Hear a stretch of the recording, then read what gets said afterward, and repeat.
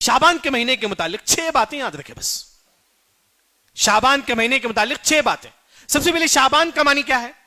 بکھر جانا، ادھر ادھر چل جانا. جب اس زمانے میں کیا ہوتا تھا، جب شعبان کا مہینہ آتا تھا تو عرب میں لوگ جنگل کو چل جاتے تھے پانی لانے کے لیے.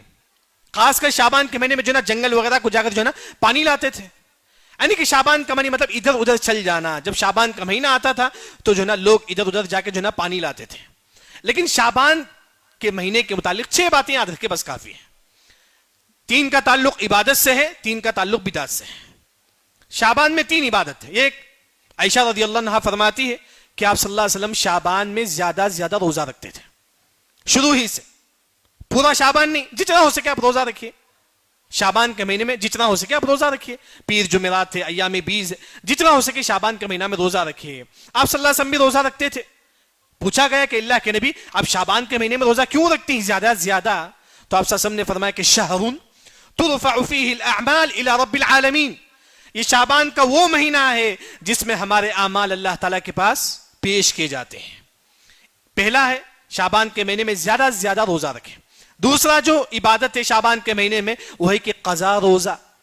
جن عورتوں کا قضا روزہ ہے پہلے رمضان کا، جن مردوں کا قضا روزہ ہے شعبان کے مہینے میں روزہ رکھنا ان پر واجب ہے. قضا روزہ واجب ہے.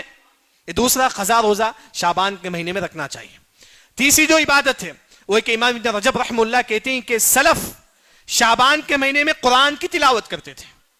کیوں؟ کیونکہ رمضان میں زیادہ سے زیادہ قرآن کی تلاوت کریں. پریکٹس ہے تاکہ رمضان میں اور بھی زیادہ قرآن کی تلاوت کریں.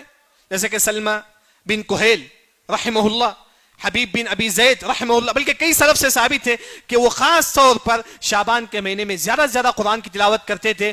کیوں؟ تاکہ رمضان میں اور بھی زیادہ قرآن کی تلاوت کریں. یہ 3 عبادت ہے جو شعبان کے مہینے میں مجھے اور آپ کو کرنا ہے. یہ ایک روزہ نفل روزہ، دوسرا قضا روزہ تمام پر واجب ہے، تیسرا جو ہے نا وہ ہے قرآن کی تلاوت. 3 بدعات ہے.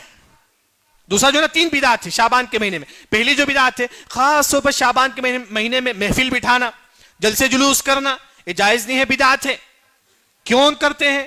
رافض جو شیعہ لوگ ہیں وہ لوگ کرتے ہیں اس طرح. خاص طور پر شعبان کی 15ویں تاریخ کو جو ہے نا اس طرح جو ہے نا محفل بٹھانا، یہ تمام بدعات ہے جو حدیث سے ثابت نہیں ہے. دوسری جو بدعت ہے شعبان کے مہینے میں خاص 15ویں شعبان کو روزہ رکھنا. آج 15ویں شعبان میں روزہ رکھوں گا، بدعت ہے، یاد رکھیں. 15ویں شعبان کو خاص روزہ رکھنا بدعت ہے. تیسرا 15ویں شعبان کو خاص نماز پڑھنا بدعت ہے. خاص نماز 15ویں شعبان. بعض لوگ کیا کرتے ہیں 15ویں شعبان کو خاص قیام اللیل کا اہتمام کرتے ہیں، بدعت ہے.